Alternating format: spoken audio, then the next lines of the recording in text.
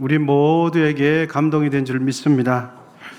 거룩한 주님의 날에 하나님을 예배하기 위하여서 이곳에 오신 언성에 속한 권속분들 한 분 한 분 주님의 이름으로 사랑하고 축복합니다.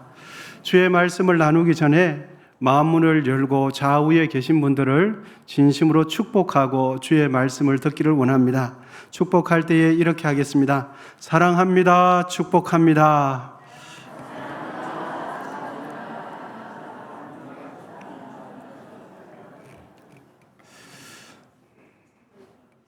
여러분, 다시 한 번 더 우리가 축복하기 원하는데요. 이번에는 오늘 설교 제목이기도 합니다. 사랑하는 것이 정답입니다. 이렇게 축복하겠습니다. 시작. 사랑하는 것이 정답입니다. 여러분, 우리의 인생에 여러 가지 문제들이 참 많습니다. 경우가 너무너무 다릅니다. 그럴 때마다 답을 어떻게 찾아내는가? 경우가 다 다른데 무엇을 어떻게 선택하는 것이 답일까? 어느 것이 하나님 기뻐하실까? 오늘 말씀을 통해서 함께 나누기를 원합니다. 본문은 고린도전서 13장 사랑의 송가와 함께 쌍벽을 이루는 말씀이 오늘 본문이 되겠습니다. 고린도전서 13장에 기록된 사랑은 실천적인 사랑을 강조해 주고 있죠.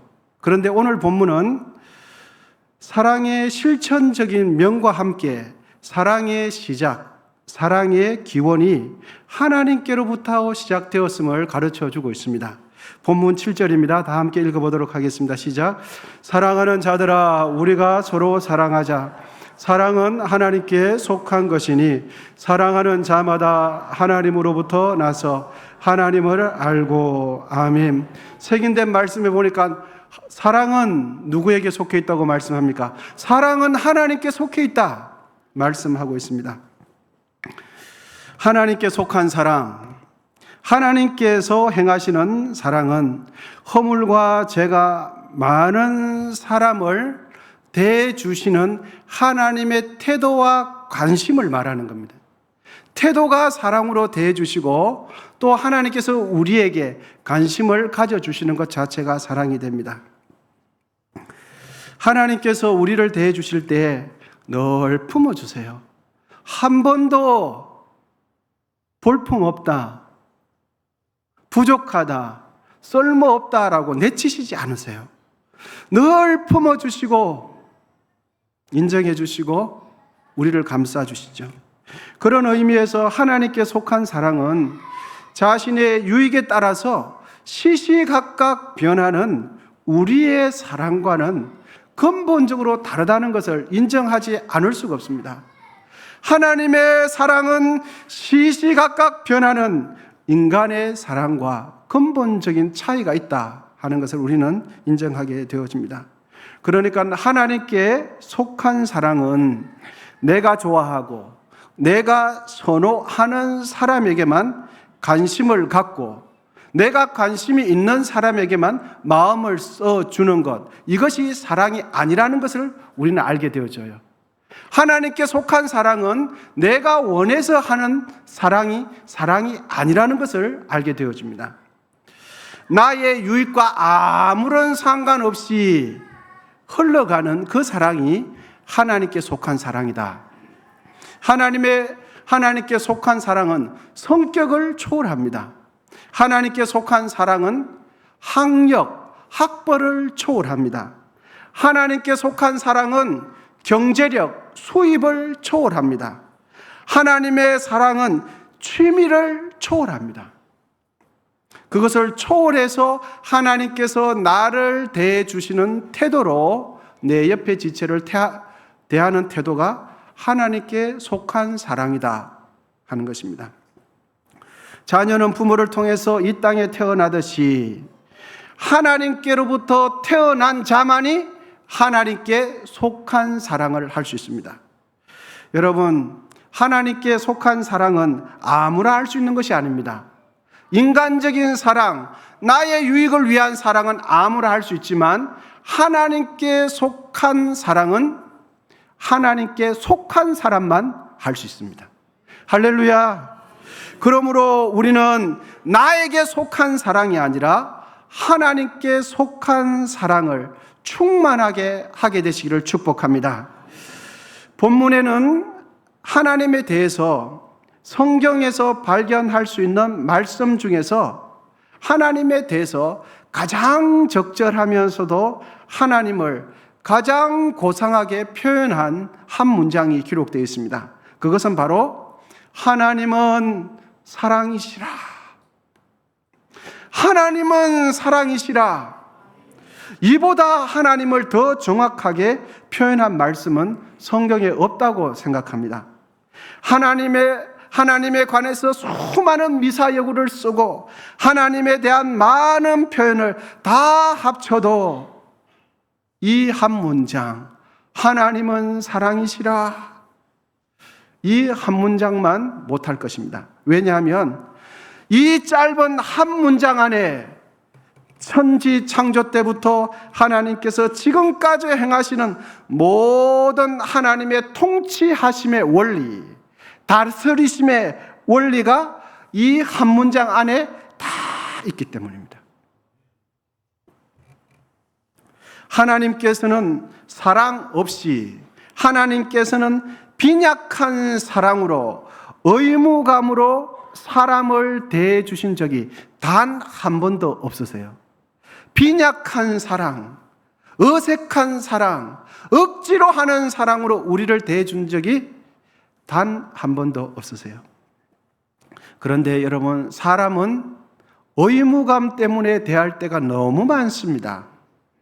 내 얼굴을 봐서 웃어줄 때가 너무 많아요.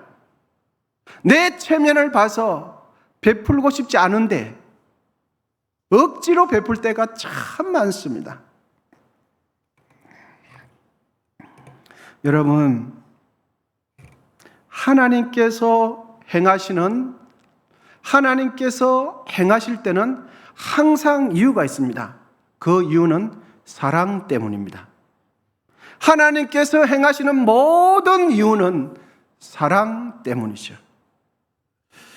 또한 하나님은 사랑이시라라는 이 표현에 우리가 확인할 수 있는 것은 하나님과 사랑이라는 이것과는 분리되지 않는다는 것을 알 수 있습니다. 그러므로 하나님은 언제나 사랑하시는 것을 선택하시는 분이 하나님이세요. 하나님과 사랑은 분리되지 않습니다. 하나님의 사랑은 한계없는 풍성한 사랑입니다. 그러므로 하나님을 예배하는 우리 모두의 심령 속에도 하나님의 사랑이 가득하게 되시기를 축복합니다. 하나님을 전심으로 예배하는 이 공간에 성령께서 임하셔서 사랑의 영으로 충만하게 되시기를 기원드리는 것입니다. 하나님께서는 오늘 본문을 통해서 우리에게 세 가지를 말씀해 주시는 것 같습니다. 첫째는 이것입니다. 첫째, 우리 다 함께 읽어보도록 하겠습니다. 시작. 사랑하지 않는 자는 결코 하나님을 알지 못한다 말씀하십니다. 아멘. 그렇습니다. 사랑하지 않는 자는 하나님을 알 길이 없습니다. 왜냐하면 하나님은 사랑이시기 때문입니다.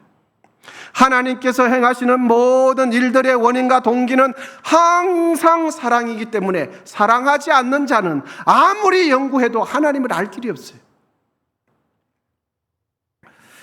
그러므로 우리가 아무리 하나님을 많이 안다, 하나님을 많이 경험했다 주장해도 우리의 마음속에 사랑이 없으면 우리는 하나님을 모르는 사람이에요. 왜냐하면 하나님은 무엇을 행하시든지 사랑 때문에 행하시기 때문이에요.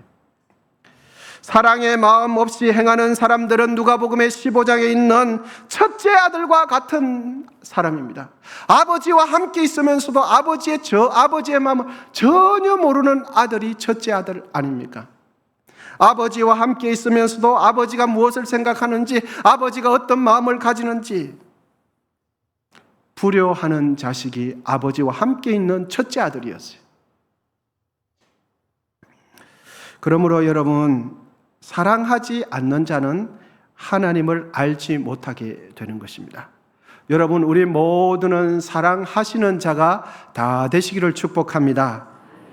본문을 통해서 하나님께서 우리에게 주시는 말씀 두 번째는 이것입니다. 둘째 다 함께 읽도록 하겠습니다. 시작. 나를 향한 하나님의 사랑은 나의 이웃 사랑 실천을 통해서 완성됩니다. 아멘. 본문 12절입니다. 어느 때나 하나님을 본 사람이 없어되 만일 우리가 서로 사랑하면 하나님이 우리 안에 거하고 그의 사랑이 우리 안에 온전히 이루어지느니라. 아멘. 그의 사랑이 우리 안에 온전히 이루어진다라는 이 말씀의 의미는 하나님께서 우리를 사랑하시는 목적이 그때서야 이루어진다는 뜻이에요. 무슨 말씀이냐 하면 우리가 서로 사랑하면 나를 사랑하시는 하나님의 목적이 서로 사랑할 때 이루어진다는 거예요. 나를 사랑하시는 하나님의 목적이 완전히 성취되는 순간은 내가 하나님께 사랑을 받을 때가 아닙니다, 여러분. 우리는 내가 하나님께 사랑받으면 끝나는 줄 알아요. 아닙니다.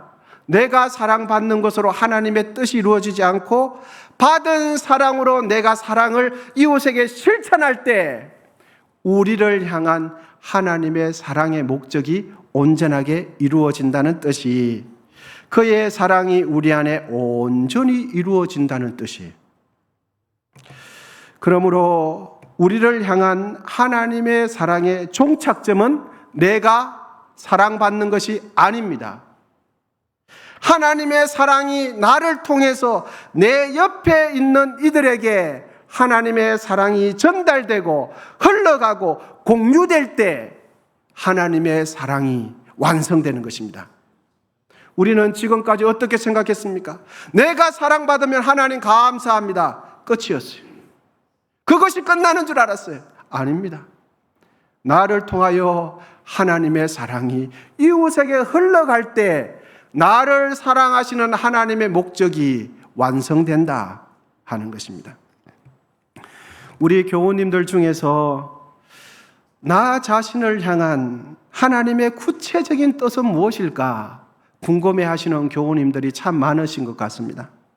나를 향한 하나님 뜻, 지금 이 순간에 나를 향한 하나님의 뜻, 어려움이 있을 때 그때 무엇을 선택하는 것이 하나님의 뜻인지 참 고민하는 성도님들이 많이 계시는 것 같습니다.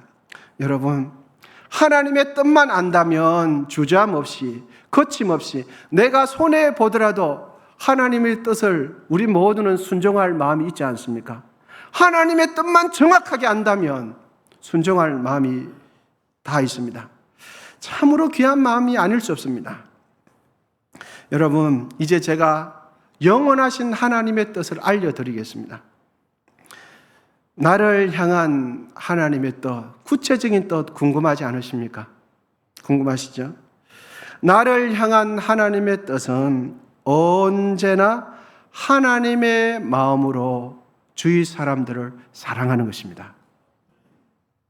젊을 때나 가난할 때나 힘들 때나 어려움이 있을 때나 항상 사랑하는 쪽을 선택하는 것이 나를 향한 하나님의 뜻입니다. 가난할 때도 어려운 중에도 병이 있을 때도 오해가 있고 갈등이 있을 그 순간에도 사랑하는 것을 선택하는 쪽이 하나님 뜻입니다. 연세가 드실 때도 젊을 때도 어린아이 때도 내가 사랑하는 쪽을 선택하는 것이 변함없는 하나님의 뜻입니다. 그러므로 매 순간마다 사랑하는 것을 선택하시기를 축복합니다. 그것이 하나님의 뜻이에요. 그러므로 평소 마음문을 닫고 있던 이웃들에게 마음문을 열고 사랑하기를 시작하십시오. 그러면 하늘에서 하나님의 뜻이 이룬 것처럼 이 땅에서도 우리의 삶 속에서도 하나님의 뜻이 이루어지기 시작합니다. 사랑을 실천하는 것이 여러분 주의 일 하는 것입니다. 사랑하는 쪽을 선택하는 것이 하나님 일 하는 것입니다. 할렐루야! 여러분, 다른 이들을 사랑하는 것이 하나님을 사랑하는 것이 됩니다.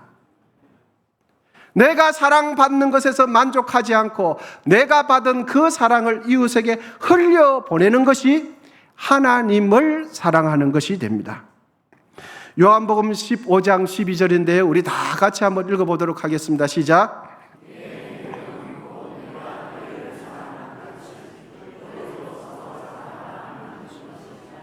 아멘.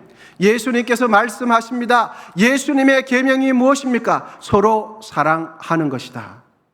하나님 말씀대로 사랑하는 것이 주의 뜻을 행하는 것이다 가르쳐 주고 있습니다. 하나님의 뜻을 행하기 원하신다면 이웃을 품고 사랑하는 것부터 시작하십시오.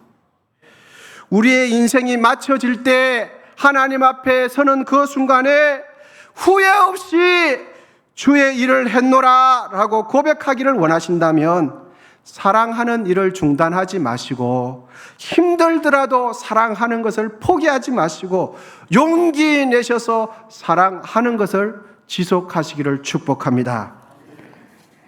우리는 하나님께 속한 사랑을 행하기 위해서 부름받았다는 것을 잊지 마시기를 바랍니다.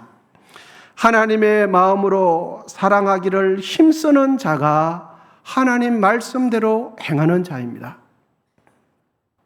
여러분, 우리 모두는 하나님 사랑하기 때문에 봉사하는 것 아닙니까? 그리고 사랑하기 때문에 교회 공동체를 섬기는 것 아닙니까? 사랑하기 때문에 땀을 흘리면서 주방 봉사, 이런 봉사, 저런 봉사 하는 것 아닙니까? 사랑하기 때문에 다른 분들의 지체들의 어려움을 배려하고 참아가면서 사랑하리라 작정하는 것 아닙니까? 여러분, 사랑하는 자가 율법을 완성합니다. 사랑하는 자가 하나님 말씀대로 순종하는 자가 됩니다. 로마서 13장 10절입니다. 다 같이 읽도록 하겠습니다. 시작.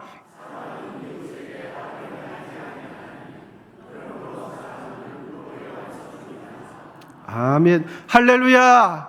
여러분, 사랑은 율법의 완성입니다. 사랑하기를 작정하면, 매 순간에 사랑하기를 선택하면 하나님 말씀대로 하는 것이 돼요. 갈라디아서 5장 14절입니다. 온 율법은 내 이웃 사랑하기를 내 자신같이 하라 하신 한 말씀에 이루어졌나니.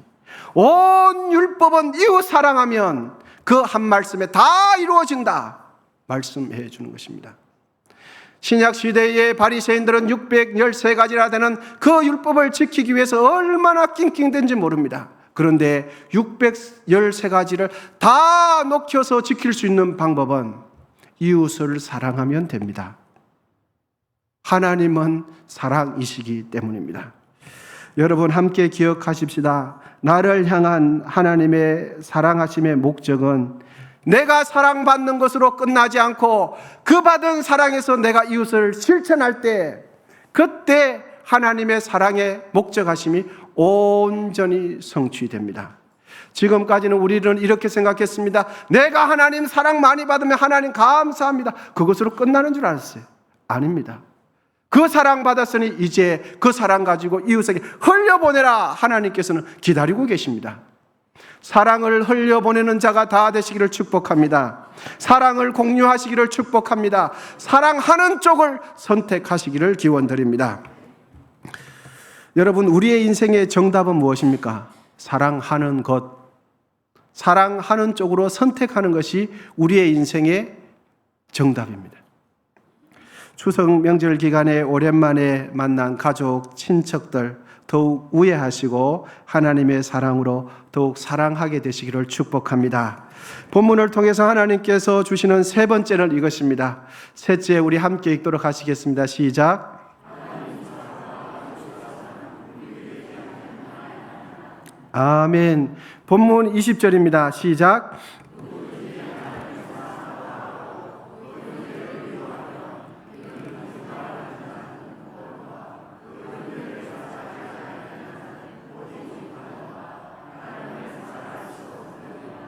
아멘. 눈에 보이지 않는 하나님을 사랑하는 것보다 눈에 보이는 형제 자매를 사랑하는 것이 훨씬 쉽습니다. 그런데 우리는 거꾸로 생각해요. 형제 사랑은 너무너무 어려워요. 그런데 영이신 하나님은 진실로 내 생명 다하여 사랑합니다 라고 우리는 생각할 때가 참 많습니다. 그리고 지금도 그렇게 생각할 수도 있습니다. 그런데 성경은 오늘 본문을 어떻게 가르쳐 줍니까? 쉬운 사랑은 실천하지 않으면서 보이지 않는 하나님, 영이신 하나님을 사랑한다고 주장하면 그것은 성경이 거짓말이다 가르쳐줘요. 성경이 가르쳐줍니다. 형제를 사랑하지 않고 하나님을 위해서 한다는 모든 사랑 고백은 성경이 그것은 거짓이다 말씀해주고 있지 않습니까? 여러분, 우리가 하나님을 사랑하느냐 사랑하지 않느냐는 그 여부는 눈에 보이는 형제 자매를 사랑하는 여부로 확인이 됩니다. 형제 사랑하지 않으면 아무리 하나님을 사랑한다 하지만 그 사랑은 사랑이 아니라 거짓 사랑이다라고 성경은 가르쳐줘요. 여러분, 왜 그럴까요? 하나님 사랑과 이웃 사랑은 분리되지 않기 때문이죠. 하나님을 사랑하는 사람들은 이웃도 신실하게 사랑합니다. 하나님을 사랑하는 이들은 옆에 있는 지체의 연약함을 보면서 이해하고 끝끝내 품어내는 자가 하나님을 사랑하는 자예요. 연약한 자가 실수한다고 내버려치고 눈짓하지 않고 끝끝내 가슴앓이 하면서 품어내는 자가 누구를 사랑하는 자입니까? 하나님을 사랑하는. 왜냐하면 하나님 사랑, 이웃 사랑은 분리되지 않는 하나이기 때문입니다. 우리는 왜 사랑을 실천하기 위해서 몸부림치면서, 왜 눈물 뿌려가며 기도하면서 그 사랑하는 일을 애쓰는 사람이 되어야 할까요? 그것은 바로 하나님은 사랑이시기 때문입니다. 우리가 하나님께 속한 사람이라는 것을 가장 분명하게 증명하는 것은 내가 하나님께 사랑받는 것으로 증명되지 않습니다. 내가 하나님의 사람이라는 것, 하나님께 속한 사람이라는 것을 증명하는 것은 내가 사랑받는 것으로 증명되지 않고 받은 사랑으로 이웃을 사랑할 때, 그때서야 저분은 하나님께 속한 사람이구나 라는 것이 증명이 되어져요. 여러분, 이웃을 사랑함으로 우리가 하나님께 속한 사람이라는 것을 확실하게 증명하게 되시기를 축복합니다. 내가 사랑받는 것으로 증명되지 않습니다. 잊지 마시기를 바랍니다. 우리가 서로 사랑하기 시작하면 하나님의 뜻이 천상에서 이루어진 것처럼 이 땅에서 우리의 삶 속에 우리 교회 안에도 하나님의 뜻은 자동적으로 이루어지게 됩니다. 오늘 본문은 하나님에 대해서 명료하게 이렇게 정의해 주고 계십니다. 하나님은 사랑이시라. 하나님이 사랑이시면 우리는 무엇이고 우리는 누구입니까? 사랑이신 하나님을 다른 이들에게 전달하고 보여주는 사랑의 통로가 우리 자신입니다. 하나님은 사랑이시고 우리는 사랑의 통로. 사랑의 통로로 귀하게 쓰임받게 되시기를 축복합니다. 그 통로가 넓고 깨끗한 통로가 되시기를 축원드립니다. 2006년에 10월 초에 반기문 장관이 유엔 안보리에서 차기 사무총장으로 선출될 때에 있었던 일입니다. 반기문 장관은 유엔 사무총장에서 선출되는 과정 속에서 중국 정부의 적극적인 협조에 감사하기 위해서 중국 지도자들을 만나기 위해서 그 해의 10월 27일에 베이징에 도착했습니다. 반기문은 리오오싱 외무장관과 회담을 했고 후진타오 주석과 면담을 했으며 저녁에는 탕자시안 국무위원이 주최하는 만찬에 잘 참석하고 숙소로 다시금 돌아가고 있었습니다. 그런데 그 반 장관을 수행하고 온 일행 중에서 한 중간 간부가 반 장관에게 이렇게 말을 했습니다. 대사님, 내년 1월 1일이면 유엔 사무총장으로 가시면서 외무장관이 공석이 됩니다. 그때 후임 장관을 임명해야 하는데 많은 사람들이 지금 대사님을 외무부 장관 후임 1순위로 주목하고 있습니다. 그래서 장관님, 죄송한 말씀인데요. 다른 일부 사람들이 장관님에 대해서 예수님을 좀 지나치게 믿는다고 주위 사람들이 말을 합니다. 그러니까 장관님, 예수님을 좀 약하게 믿으시면 좋겠습니다. 예수님을 좀 약하게 믿으시면 좋겠다고 이렇게 그 반기문 대사님을 위해 주는 말을 했습니다. 그 말을 들은 반기문은 생각이 좀 달랐습니다. 그때 반기문은 대사관 상황실에 도착하자마자 전화를 해서 전 직원들을 자기 사무실에 불러고는 했습니다. 그리고는 중간 간부가 자기에게 예수를 좀 약하게 믿으시면 좋겠다는 그 말에 대해서 대답하기를 시작합니다. 반기문 대사관님이 이렇게 말합니다. 나는 그분이 나를 진심으로 생각해서 한 말이라는 것을 알고 있습니다. 그래서 참 고맙게 생각합니다. 그런데 이제 나의 입장을 여러분들에게 정확하게 밝혀야 할 것 같습니다. 여러분들 잘 들어주시기를 바랍니다. 나는 어떠한 경우에도 예수를 약하게 믿을 생각이 없습니다. 만일 예수를 세게 믿어서 외무장관이 안 된다고 하더라도 상관이 없습니다. 예수를 너무 세게 믿어서 장관 자리에 떨어져도 괜찮습니다. 나는 앞으로 예수를 더 세게 믿을 겁니다. 그러니 혹시 다른 사람들이 물어보시면 내 생각을 잘 말씀해 주시기를 바랍니다. 라고 말했다는 것입니다. 여러분, 예수를 세게 믿는다, 예수를 잘 믿는다는 것은 무엇을 의미하는 것입니까? 그것은 하나님께서 우리를 사랑하셨듯이 우리도 내 옆에 사람들을 깊이 사랑하고 내 옆에 지체를 세게 사랑하는 것이 예수를 잘 믿는 것입니다. 할렐루야. 내 옆에 사람을 세게 사랑하는 것이 예수 잘 믿는 것이에요. 반기문 장관은 자기가 원하는 것 되지 않아도 괜찮습니다. 예수 세게 믿다가 떨어져도 괜찮습니다. 라고 했어요.